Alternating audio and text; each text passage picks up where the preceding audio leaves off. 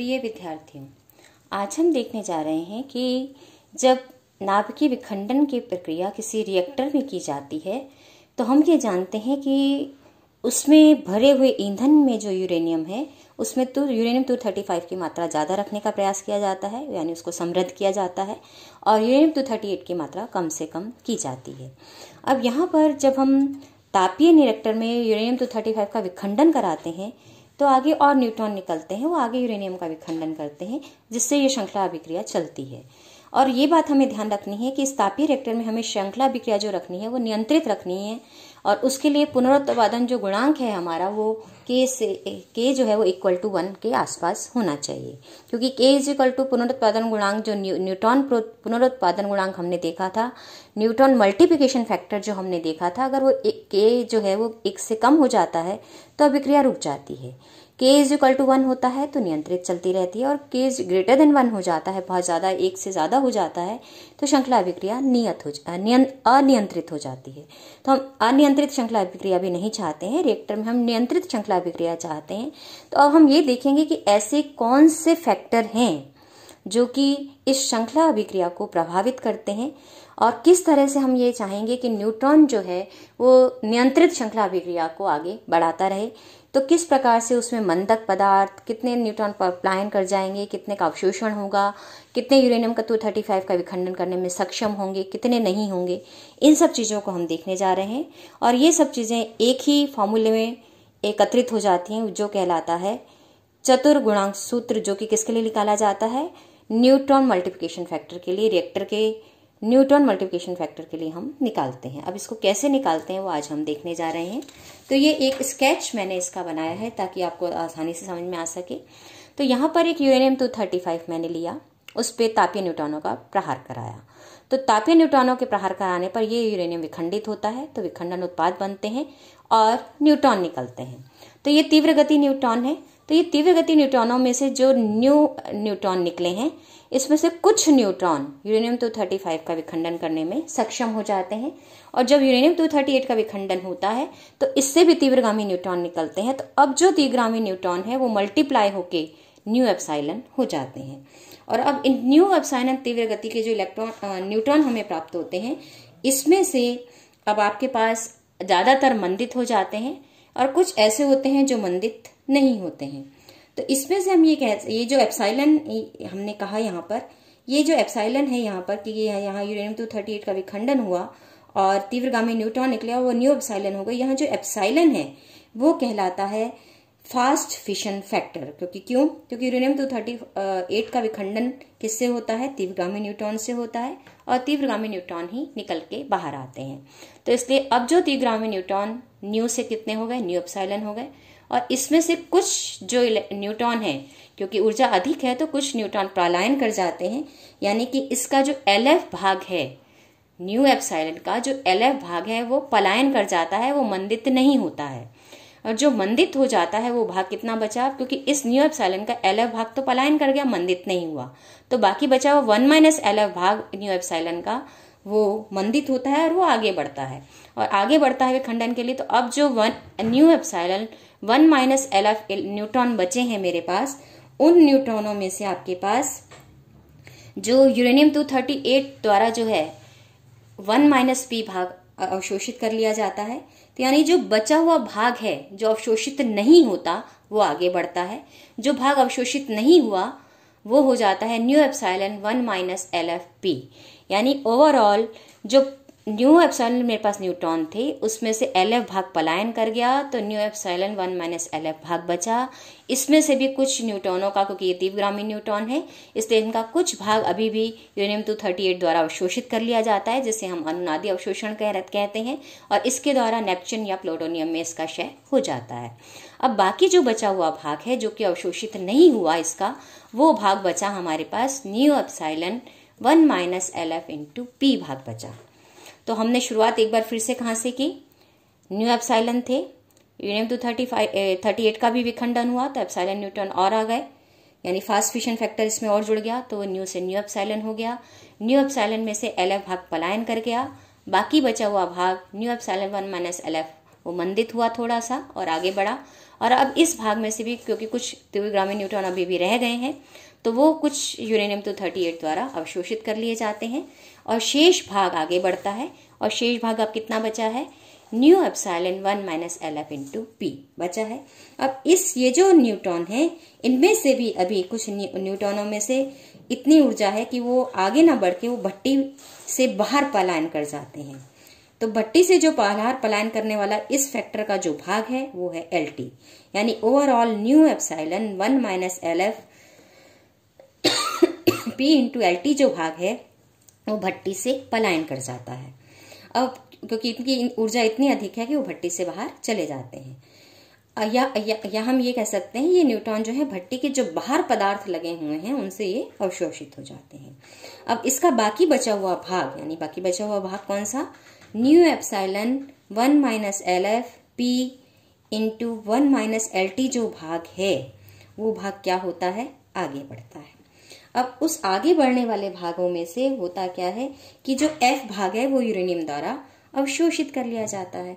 तो यूरेनियम द्वारा जो अवशोषित भाग हो गया वो हो गया आपके पास new epsilon 1 - LF P 1 - LT F। यहाँ F यहाँ में ध्यान रखना है, ये यूरेनियम द्वारा अवशोषित, यूरेनियम-235 द्वारा अवशोषित थोड़ा सा भाग है। और ये जो भाग है जो अवशोषित हुआ ये कहलाता है तापीय उपभोग, क्योंकि यूरेनियम तापीय 235 का तापीय न्यूट्रॉनों द्वारा विखंडन होता है। तो अब ये वाले जो न्यूट्रॉन हैं इनमें से भी जो कुछ भाग है वो भट्टी के जो आपके पास परमाणु भट्टी है उसमें अन्य भाग, परमाणु भट्टी के जो अन्य भाग में है वो अवशोषित होता है, यानी कि जो F भाग है वो यूरेनियम ने अवशोषित कर लिया। जो बाकी बचा वो 1 - F वाला भाग है वो किसके द्वारा अवशोषित कर लिया जाता है, वो अन्य जो भी पदार्थ हैं भट्टी में। यानी ओवरऑल मैं ये कहूं कि इसका मतलब जो new epsilon 1 - LF P 1 - LT × 1 - F जो भाग है, ये जो वाला भाग है वो भट्टी के अन्य पदार्थों द्वारा अवशोषित कर लिया जाता है। तो ओवरऑल ये जो पलायन नहीं करने वाला जो भाग था new epsilon 1 - LF P 1 - LT जो कि पलायन से बच गया था, उसका F भाग यूरेनियम ने अवशोषित कर लिया है और शेष भाग भट्टी के अन्य पदार्थों द्वारा अवशोषित कर लिया जाता है। अब इसमें से ये जो F भाग यूरेनियम ने अवशोषित किया, इस F भाग का सारा भाग ही विखंडन करने में सक्षम नहीं होते यूरेनियम के। हालांकि ये सारा भाग यूरेनियम द्वारा अवशोषित मनगति न्यूट्रॉनों का है, लेकिन ये सभी का सभी भाग यूरेनियम का विखंडन करने में सक्षम नहीं होता। इसमें से जो भाग G है वो यूरेनियम का विखंडन करने में सक्षम होता है। और ये भाग G को हम कैसे लिखते हैं, new F sigma F / sigma A, जहां सिग्मा F क्या है, यूरेनियम का विखंडन काट क्षेत्र है, और सिग्मा A क्या है, यूरेनियम का एब्जॉर्प्शन काट क्षेत्र, यानी फिशन का काट क्षेत्र का अनुपात किसके साथ, आपके पास यूरेनियम के द्वारा जो अवशोषित न्यूट्रॉन है उनके काट क्षेत्र के बराबर है ये G का मान। तो अब ये जो मान है ये यूरेनियम का विखंडन करने में सक्षम है। ये न्यूट्रॉनों का, मंदगति न्यूट्रॉनों का वो भाग है जो यूरेनियम-235 का विखंडन कर सकता है। यानी ये भाग क्या है, वो new epsilon 1 - LF P 1 - LT F × G। तो बाकी बचा हुआ इसका 1 - G भाग वो मंदगति वाला नहीं है, वो यूरेनियम-238 का पुनः विखंडन करता है। और करता है तो इसका मतलब यानी ये जो न्यूट्रॉन है ये इसका मंद अवशोषित न्यूट्रॉन है, अवशोषित मंदगति न्यूट्रॉन है, और ये भी कभी कभार इसका विखंडन करने में सक्षम हो जाता है तो वही प्लूटोनियम और नेपच्यून बनाता है।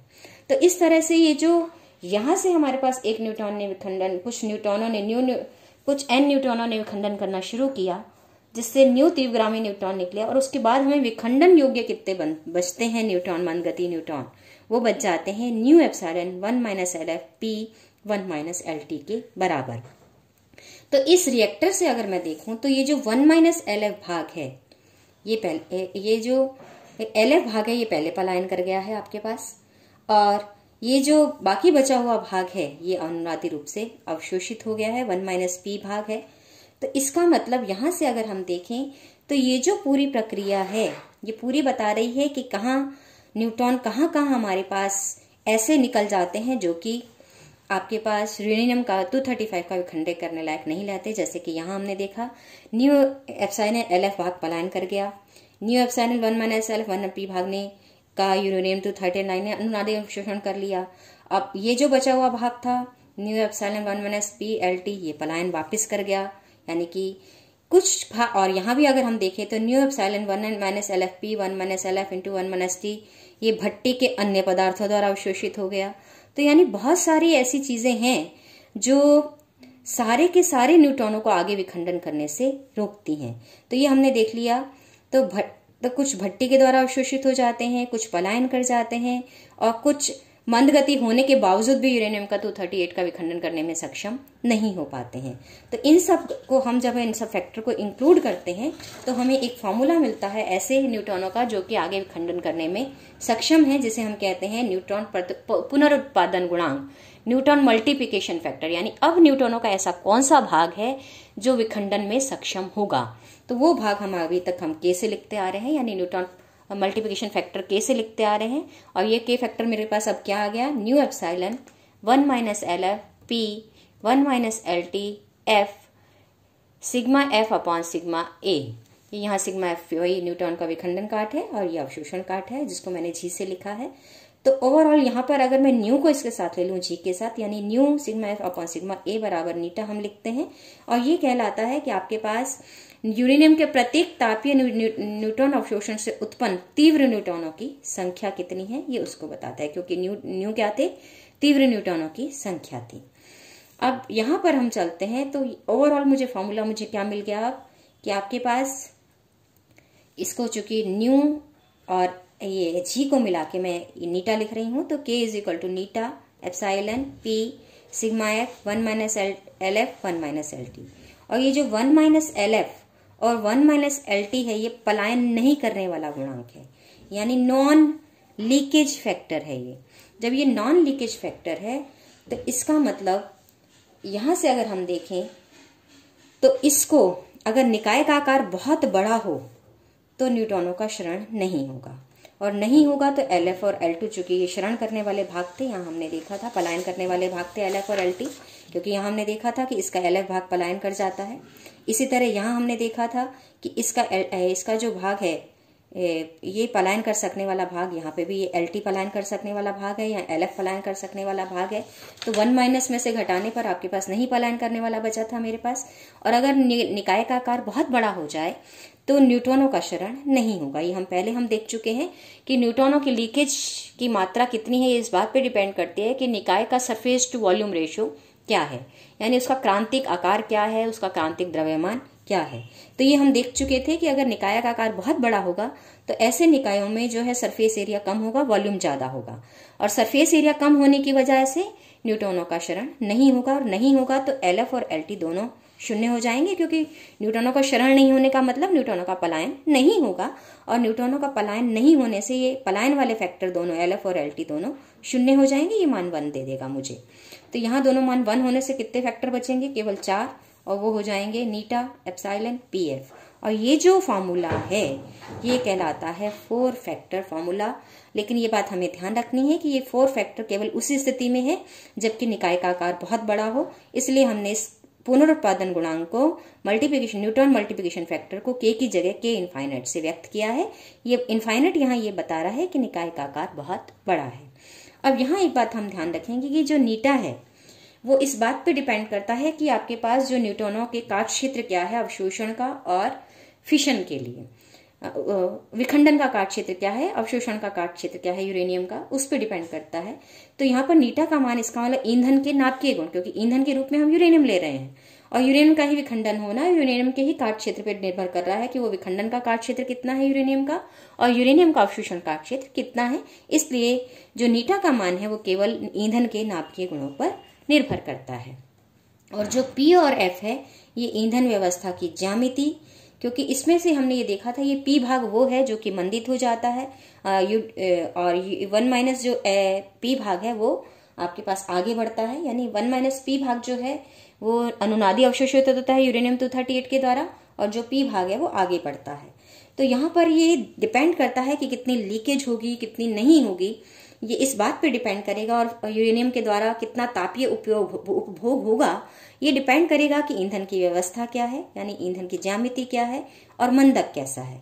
ये ईंधन और ये ईंधन की ज्यामिति और ये जो व्यवस्था हमारे पास रिएक्टर की है, ये डिपेंड करती है कि वो समांगी है कि विषमांगी है।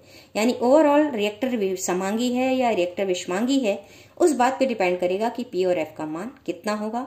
इन जनरल हम ये कह सकते हैं कि ईंधन व्यवस्था की ज्यामिति और मंदक पर निर्भर करेगा कि पी और एफ के मान कितने होंगे, और साथ में और भी रिएक्टर में जो भी पदार्थ उपस्थित हैं उनके नाप के गुणों पर भी ये निर्भर करेगा। अब जो एप्सिलॉन है, क्योंकि एप्सिलॉन फैक्टर हमने देखा था जब यूरेनियम 238 का विखंडन होकर तापीय न्यूट्रॉन निकलते हैं उस पर निर्भर है। तो इसलिए इस यूरेनियम जो U38 की मात्रा कितनी है वो ईंधन पे निर्भर करती है।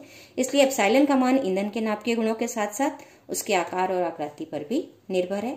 और ये बात हमें यहाँ ध्यान रखनी है, अगर केवल मेरे पास यूरेनियम 235 ही हो ईंधन के रूप में, यूरेनियम 238 नहीं हो, तो उस स्थिति में P भी 1 हो जाएगा, एप्सिलॉन भी 1 हो जाएगा। तो उस स्थिति में मेरे पास के इनफाइनाइट सिर्फ बचेगा नीटा एफ के बराबर। कब? जब केवल ईंधन में कौन सा हो, यूरेनियम 235 उपस्थित हो, यूरेनियम 238 उपस्थित नहीं हो।